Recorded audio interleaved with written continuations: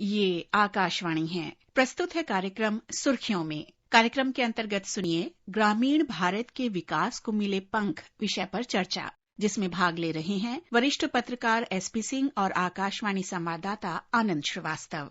दिन प्रतिदिन तरक्की के नए आयाम लिखने वाला ये देश गांव में बसता है। गांव यहाँ की धड़कन है। देश की प्रगति गांव की तरक्की के बिना संभव ही नहीं है। प्रगति के पथ पर आगे बढ़ते गांव आगे बढ़ रहे हैं और धीरे धीरे एक मिसाल बनते जा रहे हैं। एसपी सिंह साहब, जब ग्राम स्वराज की बात होती है, प्रधानमंत्री ने गुजरात दौरे पर भी कहा कि भारत के समग्र विकास के लिए गांव की तरक्की बहुत जरूरी है। मौजूदा सरकार ने ग्राम स्वराज के स्वरूप को साकार करने के लिए कई कदम उठाए हैं। कैसे देखते हैं आप? ग्रामीण विकास की बात अगर हम करें तो गांव के पहले मायने थे जहां कनेक्टिविटी का अभाव हो, गरीबी हो, रोजगार न हो, स्वास्थ्य सेवाओं का अभाव हो, शिक्षण व्यवस्था न हो, शुद्ध पेय जल तक की व्यवस्था न हो, शौचालय न हो। इन हालात को अगर आप देखें तो बड़ी ही बदतर स्थिति दिखाई पड़ती थी गाँवों की। लेकिन जो अभी पिछले 10 सालों में अगर हम देखें तो जो बदलाव हुआ है गांव के विकास को लेके, तो वो बहुत बड़ी बात है।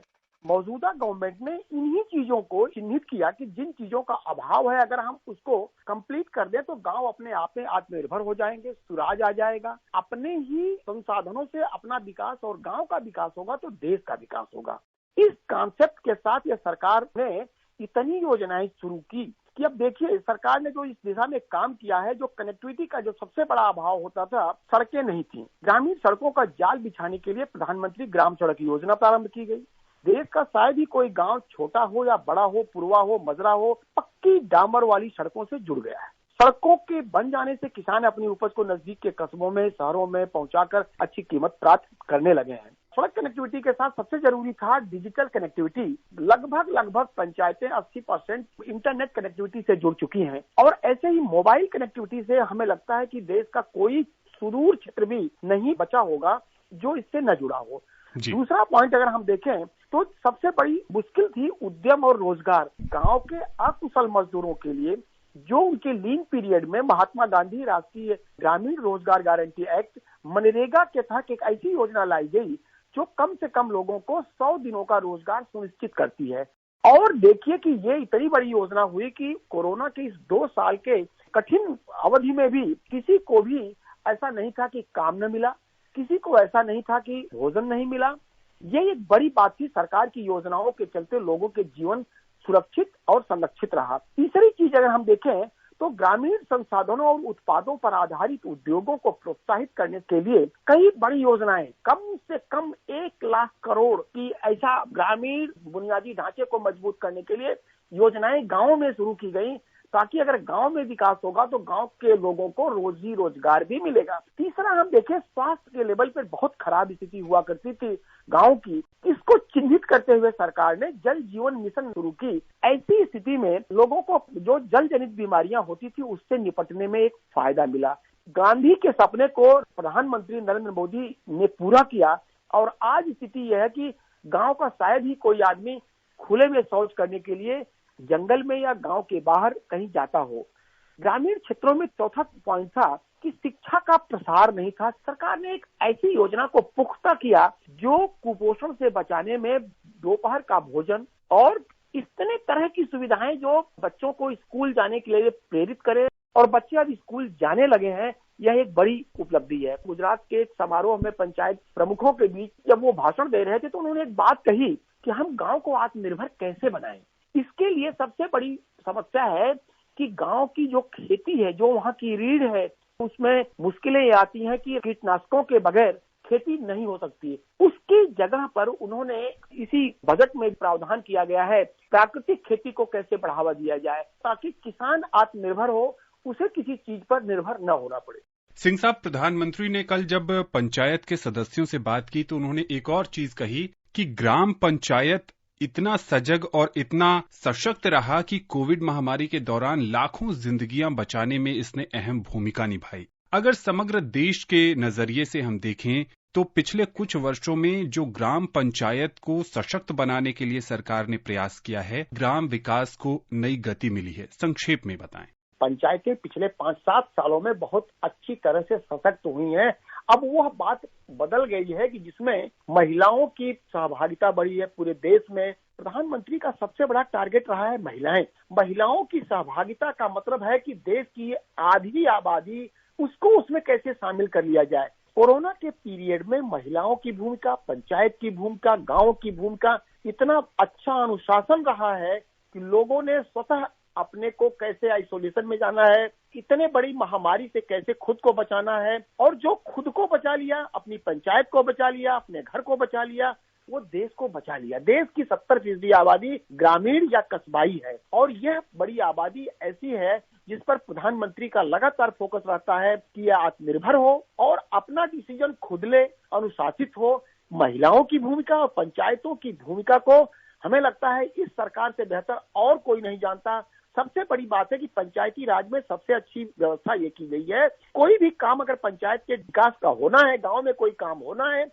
तो उसकी योजना गांव प्रधान, ग्राम पंचायत की समिति बनाती है। यही वजह थी पूरे कोरोना के पीरियड में हमें किसी भी तरह के ग्रामीण क्षेत्रों में किसी तरह की उहापोह, किसी तरह का संदेह पैदा नहीं हुआ। सिंह साहब, अंत में आपसे संक्षेप में ये समझना चाहेंगे कि जब भी गांव का जिक्र होता है तब पहला ख्याल आता है कि वहां से बहुत सारे युवा पलायन करके रोजगार की तलाश में शहरों की तरफ आ रहे हैं। लेकिन स्वयं सहायता समूह की बात करें या फिर आंगनवाड़ी को मजबूत करने की बात करें या कृषि में आधुनिकीकरण की बात करें, कहीं न कहीं पिछले कुछ वर्षों में गांव के लोगों को वहीं आजीविका के साधन उपलब्ध हो रहे हैं।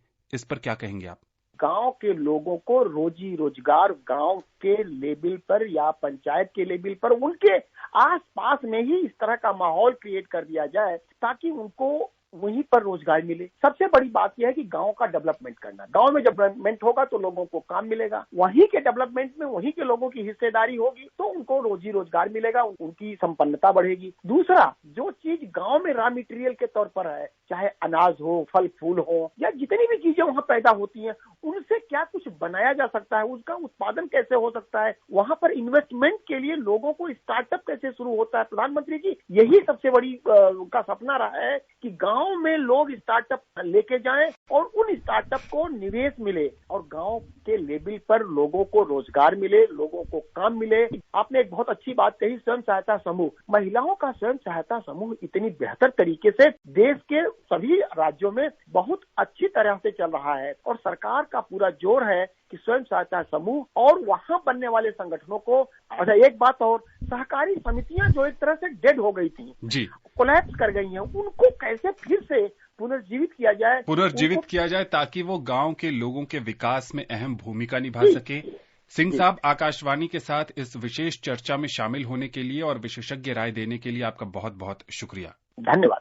सरकार की कोशिश है कि विकास के मुख्य धारा से गांव के आखिरी व्यक्ति तक को जोड़ा जाए। इसके लिए लगातार प्रयास हो रहे हैं। कई कल्याणकारी योजनाओं को धरातल पर बेहतर तरीके से लागू करने के लिए कई समितियों का गठन किया गया है, उसके ऊपर निगरानी भी की जा रही है। इसके साथ साथ पिछले कुछ वर्षों में ये भी देखने को मिला है कि गांव के लोग बहुत सजग और सचेत हो गए हैं।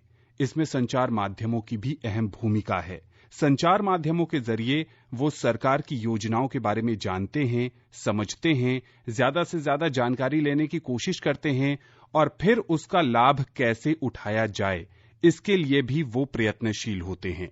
मौजूदा सरकार ने ग्राम स्वराज की अवधारणा को साकार करने के लिए, महात्मा गांधी के सपने को साकार करने के लिए जिस तेज गति से कदम बढ़ाए हैं, उससे इस बात का भरोसा होता है कि 70% आबादी जहां गांव में रहती है, वो गांव धीरे धीरे विकास की मुख्य धारा से न सिर्फ जुड़ रहा है बल्कि एक मिसाल कायम कर रहा है। वहां रोजगार के अवसर बढ़े हैं, साथ ही साथ वो न्यू इंडिया के निर्माण की तरफ भी अपना सकारात्मक योगदान दे रहा है। अभी आप सुन रहे थे ग्रामीण भारत के विकास को मिले पंख विषय पर चर्चा, जिसमें भाग ले रहे थे वरिष्ठ पत्रकार SP सिंह और आकाशवाणी संवाददाता आनंद श्रीवास्तव।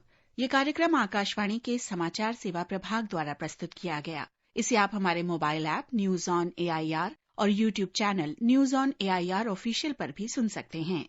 इस कार्यक्रम के संबंध में अपनी प्रतिक्रिया आप हमें ईमेल कर सकते हैं airnsttalks@gmail.com। ये कार्यक्रम फिर से सुनने के लिए लॉग ऑन करें हमारी वेबसाइट newsonair.nic.in।